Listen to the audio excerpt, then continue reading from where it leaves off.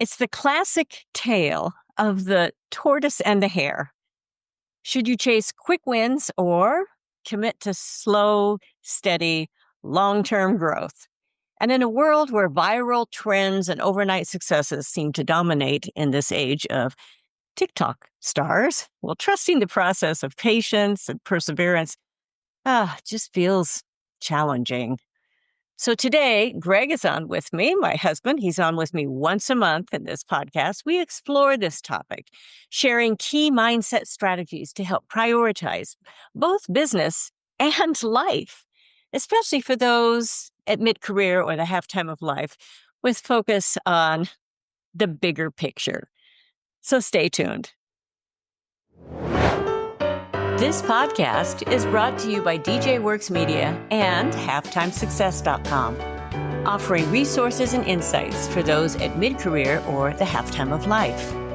Explore our diverse categories, including courses, coaching, health, music, software, and travel. We're here to help you make this stage of life your best ever. So get our new articles, downloads, and podcasts by signing up for weekly updates at goalsforyourlife.com/newsletter. Now, let's dive into today's episode. Do I always bend over? Well, hello, everybody. Yes, no, you don't always bend over. We're talking about how tall we are here. That's pretty fun. This is a conversation. We're having a great one today about fast wins and slow and steady growth. So Greg is if you're watching the video, you can see Greg is a lot taller than I am. So almost 6'4", and here I am at about 5'6". So we're a little bit different height when we sit. But we're talking about a great subject. Let's get right into this because just this morning, I was reading a newsletter that I love to keep up with every week. And it was on AI and being able to use AI for some of the analyzation and how you can go through these different types of AI. And I've been writing a little bit on AI with this new book as well. So I was interested. And it was, okay, you can do this analyzation with your website and your products, and you can compare them then to some of your competitors. So you can kind of go through, which is a great idea. But what it does is it immediately you think, okay, maybe I need to do this and this and this and this and this. And, I have a really steady system going with my business. And sometimes you just kind of want to leap at some of these other things, and you need to spend a little time analyzing it a little bit and then leap. But it's always tempting when you're thinking, okay, such and such is doing this, which they end up doing a little bit different things anyway. And I came up with the example as well with, I just interviewed Lonnie Park, great friend of many years. And, it was the 20-year success story. So, he went through a lot of issues before. Yeah, I think you said it was 20 years to become an instant success. An instant success, yeah. So, it was because then he was asked to be on a particular album that ended up winning a Grammy. So all of a sudden he's playing for like 20,000 stadiums and, where he was doing, club work where 10 people would show up. And still, musicians do that still. But great examples of all of this. So, Greg, you've hardly talked. I kind of did all of this big introduction, but your wisdom and input on this is so very valuable. So we're going to kind of define this. Well, we were trying to talk about the balance between steady growth and instantaneous achievement. And it's just been our experience that we were seeing people that thought they were going to, at midlife, suddenly jump in and start their own thing and become immediately successful. Yep. And, our experience tells us that generally those that are steady and diligent end up reaping the long-term rewards. So that was what Deb wanted to talk about today. And so here we are. We've known a few people who took 15, 20 years to become instant successes. Another friend of mine had been a manager of engineering firms for most of his life. He had an engineering degree in the engineering business, had gotten an MBA at Drucker School of Management. And then, midlife, um, he got, the company he was working for sold and didn't give him any severance. It was a private company. He was running all of the engineers. He was basically the vice president of management or the COO. Mhm. And the guy sold to General Electric and left him on the street. Mhm. And he reinvented himself, became an executive coach. Today is wildly successful, but it was the diligent application of showing up to work every day, Mhm. learning his trade, making mistakes, learning from his mistakes, getting an MBA, and all of that allowed him to reinvent himself. Mm. And it's there's not a lot of fast ways to get to success. Um, there are examples of where it's happened, but it's generally where somebody was really smart at the right time. And it fell into their lap. That is not a business plan. Right. I mean, we hear about these things. This is, I mean, social media, one of the disservices of social media and also services for some companies. But, you have these TikTok stars with beauty products. They're demonstrating these Right. amazing products. Well, they seem like overnight successes. All of a sudden, they've got all of these followers and they've got all of these. Well, they say they have There's sales. an Yes. interesting proverb Mhm, about that in the mhm, Bible that mhm. hasty success generally leads to loss. And I think the wisdom behind it is when you gain instant success, you didn't build the disciplines that are required to maintain the success. Yeah, yeah, that's true. I will put the resource for that in the show notes. Well, actually, Oh, into that'd the be good. article. Yeah. There will be an article that goes out with this. So, yeah, and we talked about a little bit, which I loved your illustration of being in the game. And there's some challenges to steady growth and slow growth because you really have to, at some point, um, not be afraid to change, but trust the process.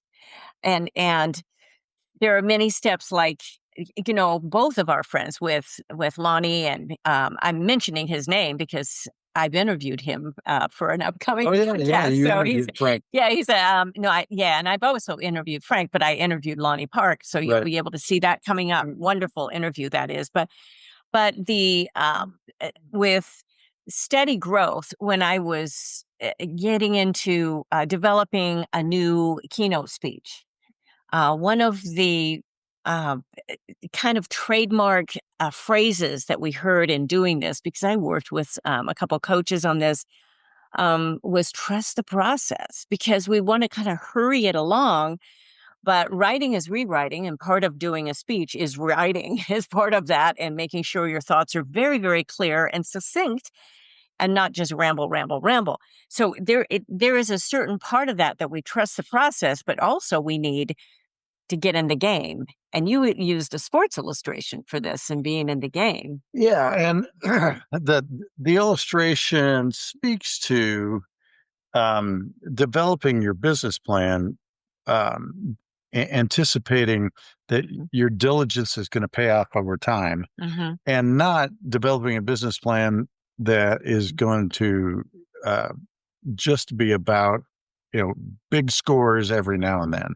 Um, and the illustration was when I was playing quarterback. Most pass plays are designed to gain 7 to 12 yards. They aren't meant to gain touchdowns. Um, but as you trust the process and you execute the plays and you become more quickly aware of what's going on as you drop back and you scan the field. Every now and then, a defender will fall down. And if you haven't delivered the ball to the short receiver, you can easily take advantage and score the touchdown, pick up 80 yards at one time and everybody cheers and goes crazy. And the temptation then becomes, well, why don't we just do that every time? Why don't we change our business model? We'll just throw 80-yard passes and, every now and then we'll score. And the reality is, just like in life, football isn't designed that way. It's, there's too many people on the field that go against that normally happening. So, this isn't to say that every now and then you're not going to pick up a huge case or a great customer or any of that stuff. And when it happens, thank God, chalk up the win, but don't change your business plan, thinking that this can always happen. And don't believe the TikTok stars. Well, actually, we knew a guy who was in what do we call that? The kind of insurance that the pyramid. No. That personal injury, injury. And this guy had made so much money over his career. He was like 60. And now all he did was sit around and chase, $100 million cases. Well, the reason he could do that is because he had $100 million. Yeah. He didn't, he was outside the process and he could just sit around and wait for huge cases. So he'd spend all day at the beach on his laptop, basically being an ambulance chaser. But, he didn't need your business anymore. And that's just another example, though, of he spent 30 years becoming an instant success. He didn't start that way. Right. So our point is that you don't take that model and make it your business model. Yeah. Just like you don't, throw out your football playbook and design everything to be an 80-yard score. Right. You the diligent end up getting rewarded in this life most of the time. Yeah. And I love the sports illustrations because I'm so not from the background of sports. Right. So it's a great sort of principle to be able to put in, because it totally, I mean, I come from entertainment, but it is such a common sense principle too, with all of that. And, but it's hard to wait. It's hard to, especially if you're mid-career, halftime of life, you've had enough of life happen that you're going, okay, well, now I just need to get busy and going again. How many more years do I have left? Well, none of us know that. I mean, none of us know that at the beginning of our career. Right. It doesn't matter how old we are. Yeah. And, but be able to still put in a process using those the things to where what's going to give you a boost at this stage, mid-career, halftime, skills, your experience, all of the resources. I mean, you may have more financial resources. I tell you what, it was a lot harder when I was starting my career. Sure. I was watching every penny. So it's a different part of life. Well, I mean, so you develop the process. Yes. You put the process in place.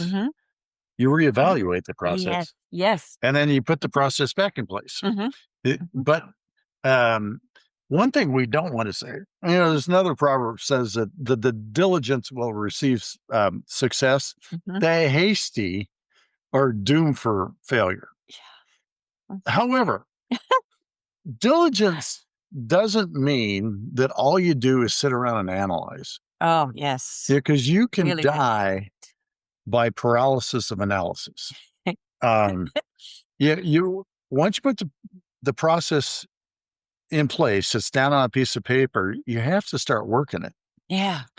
And if it doesn't work perfectly, reevaluate it and then get back in there. Yeah. Life is a lot more like a basketball game or a hockey game than it is a nap. Yeah. It is always moving. And just because, you got slapped upside the side of your head and you need to come out for a timeout, the game's still going. Mm-hmm. So as soon as you can reevaluate your process, Mm-hmm. get back in the game. Mm-hmm. Because if you sit around too long, life passes you by, and so does the competition. So don't let yourself die Mm-hmm. by paralysis of analysis. And in fact, one of our favorite books Mm-hmm. was called Ready, Fire, Aim. Yeah. And the point of this book was, it was laid out in the first chapter really well.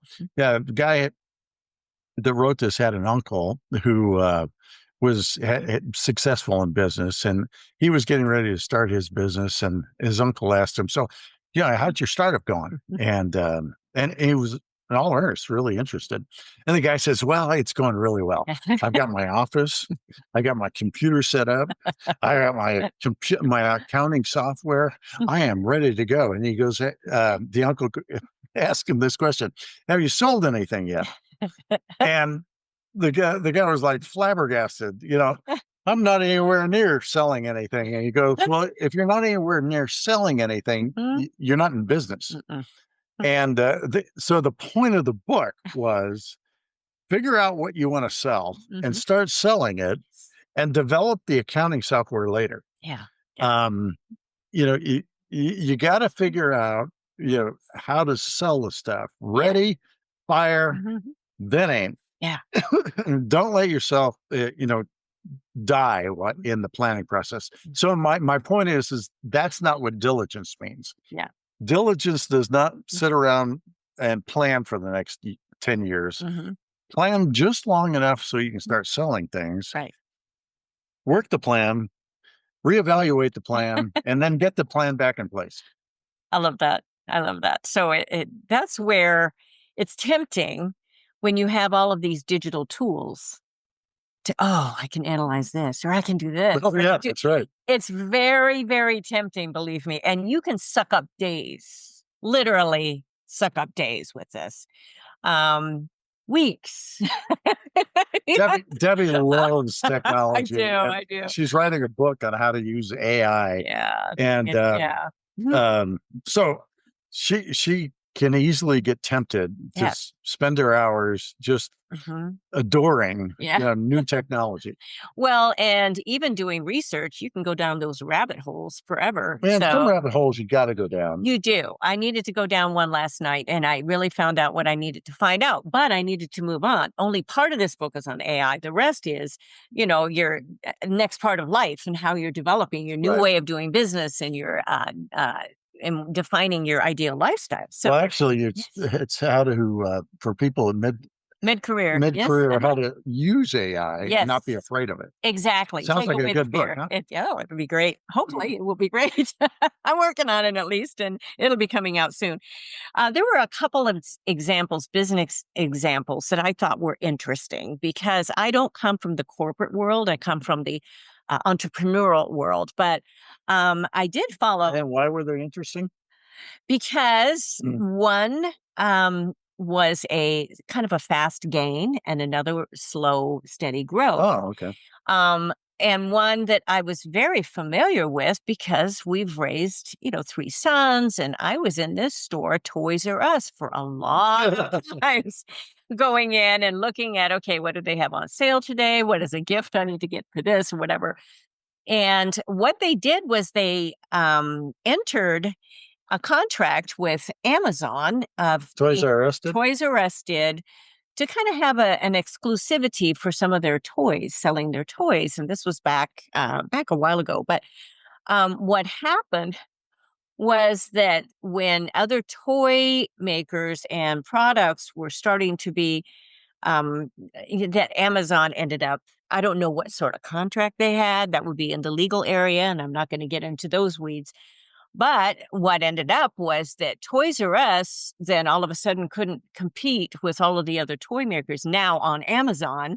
And they had missed out in some of the online and the digital and some of those other areas. They were kind of anxious to enter this contract with a big company that could just really give them this exclusivity and this boost.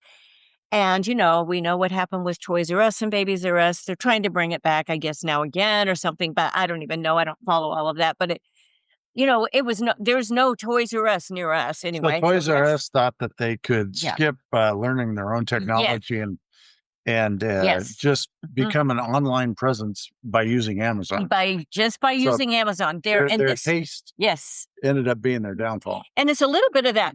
What I talk about, a little bit of the danger in just putting your products just on social media. That's not your land. Your land is your website, your shopping cart, all of that is your land. So to make sure that you spend the time at least to do some of that diligence.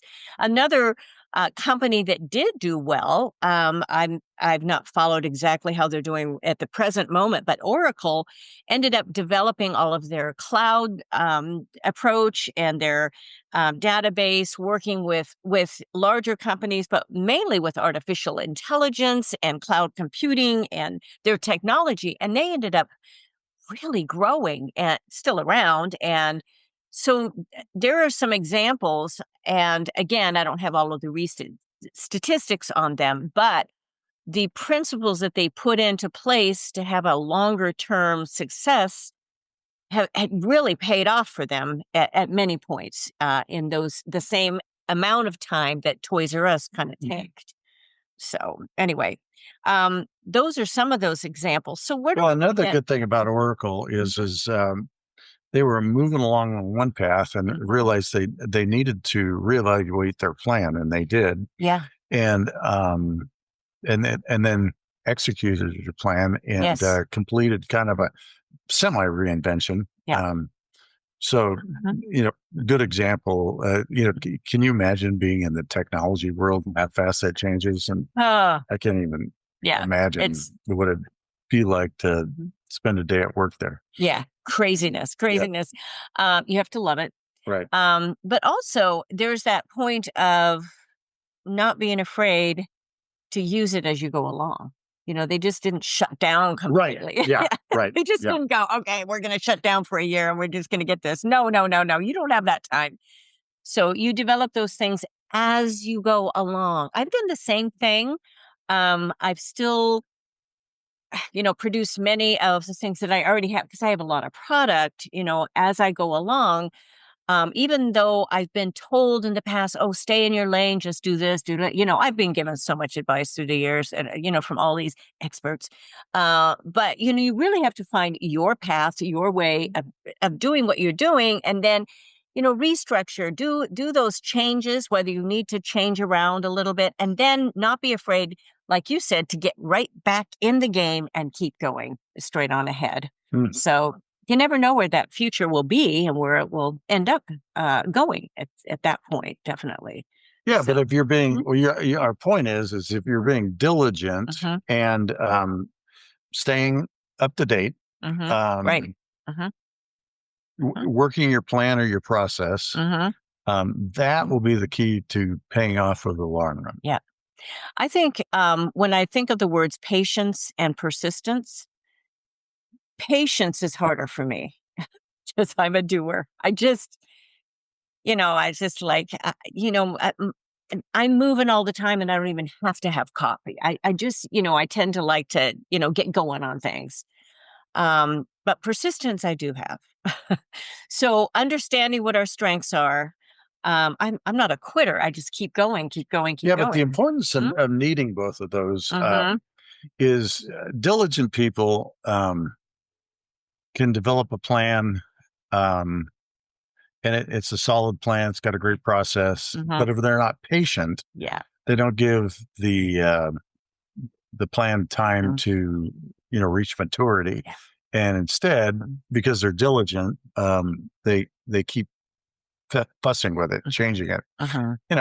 It's a little bit like if you kept pruning your tomato plant, all through the spring, Yeah. and wondering why it hasn't produced tomatoes yet.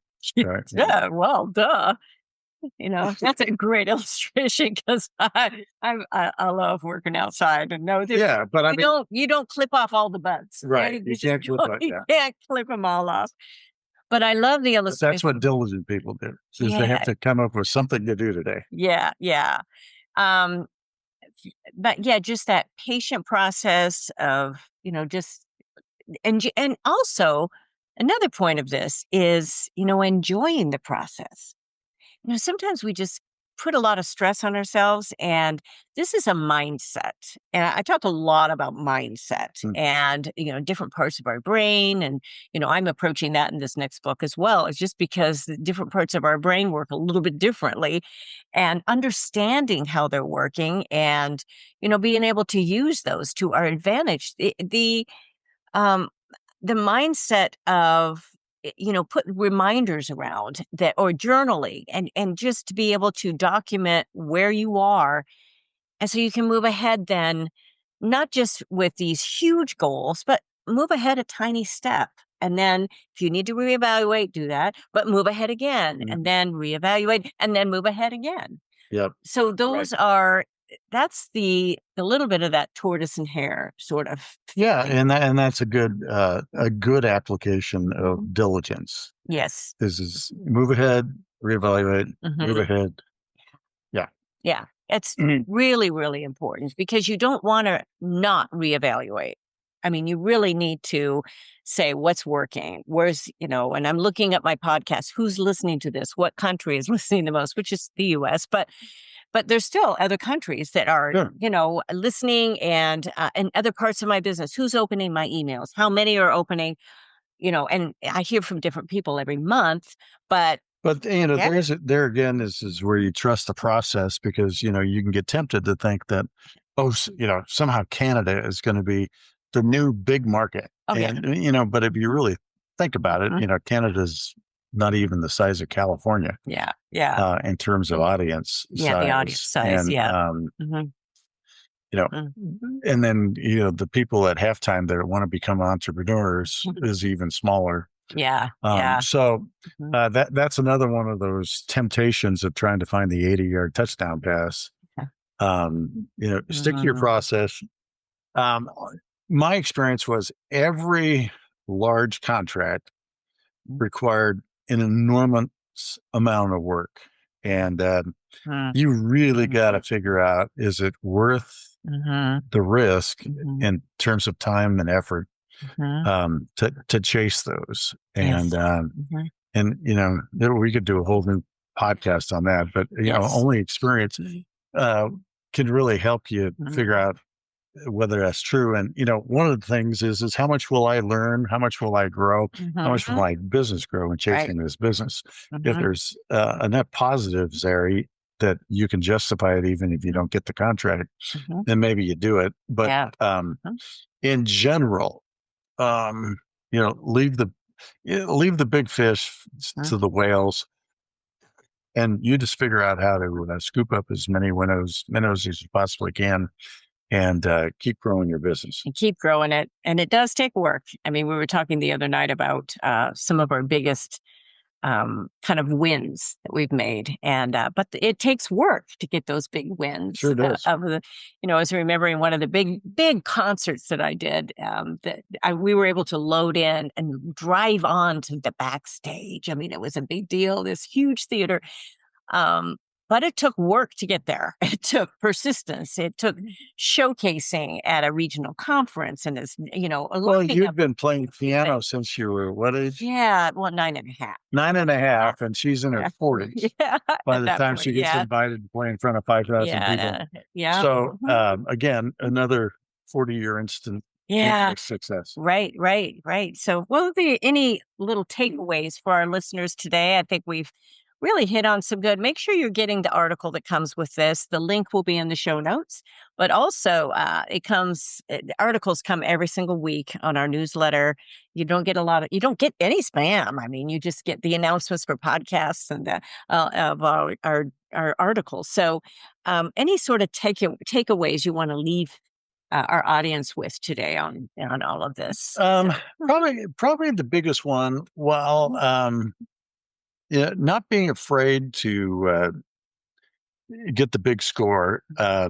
Make your business plan about uh, chalking up, big chunky yards, you mhm, know, mhm, down after down after down. mhm, Just mhm, develop a plan that's going to lead to reasonable growth, and learn to stick to it, and don't get distracted by the big things. Yeah.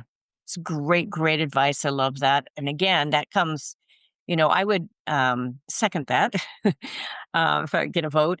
But it's sticking with consistency, making little changes along the way, not quitting.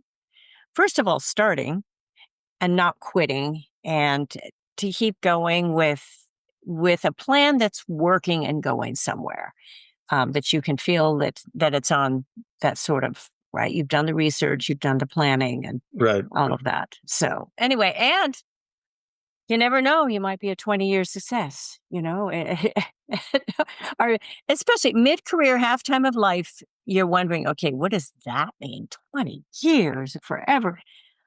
With the experience, skills, and with the advantages you have at this stage of life, it's almost guaranteed there's going to be some wisdom in this and what you decide to do. And many people at this stage too, a big win for them is to be able to give to an organization, to donate time or to be able to work and, go on, different trips to help, people at different parts of the country. It depends on what you decide to do at this stage of your life. But I think your point was, is given your experience, your wisdom, your skills, starting a new business at this stage of your life, the ramp up speeds can be a lot faster than when you were 25 or 30. Totally. So while we talked about 20 and 30 year success stories, right. We were also talking about people who started when they were 20 or 25. Right. So, we don't want to discourage you. I think we certainly believe your ramp up speed's a lot faster than that. Right. But at the same time, I think we wanted to make sure that you were putting systems in place that would lead to diligence. Yes. And steadiness, thoughtfulness, and that you wouldn't just be chasing big scores. Right. And we could do a whole podcast on what's required to really get the big scores, because I remember taking on a big 401k plan, and suddenly I have to go through, do I have the back office help I need? Who do I need to hire? What kind of administrative help am I going to need to administrate this thing? Do I want to do it? So the whales take a ginormous digestive process to swallow. Yeah. I wrote that one down. That'll be upcoming. I write these things down as we have upcoming podcasts. And so, especially with those sort of ideas that are just really fun to approach. So thank you all for joining us again. This time of your life, you're facing the best years. So that's what this is all about. This is for men and women at halftime, mid-career. And it's so fun to give you these little encouraging messages, pushing you along and encouraging you along as well with this. Make sure you share it, that you follow us. You even write us a review. That would be so great. So thank you again for joining us. And I will be with you all again next time. So bye-bye for now. Bye. Thank you for joining us. It is because of our wonderful listeners like you that we keep going strong week after week. We'd love it if you'd share and follow us to not miss a single show, and even write a review. You can also find all of our articles, products, and links at womenathalftime.com.